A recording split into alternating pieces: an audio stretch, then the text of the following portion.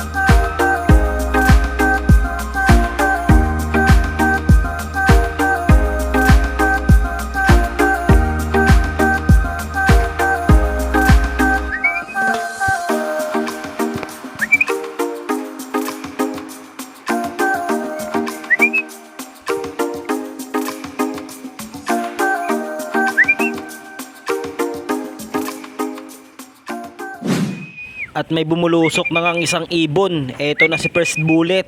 Saktong-sakto. Clock na muna namin siya. At eto na ang speed niya, 1076. Napakagaling ni kuya. Buti na lang na ituro ko sa kanya kung paano mag-clock, para less hassle na rin sa akin pagka dumating yung ibon.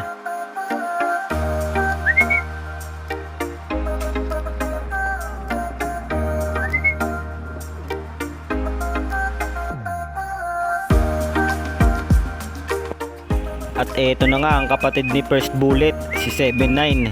Napakagaling na itong ibon na to. Pangalawang sampa niya pa lang sa track, pero 139 kilometers na agad.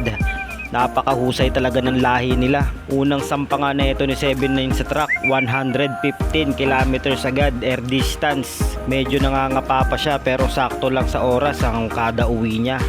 Ayos na rin ang pauwian natin ngayong linggo, at dahil kumpleto na silang dalawa, dito ko natatapusin ang video na to. Maraming salamat sa panunood.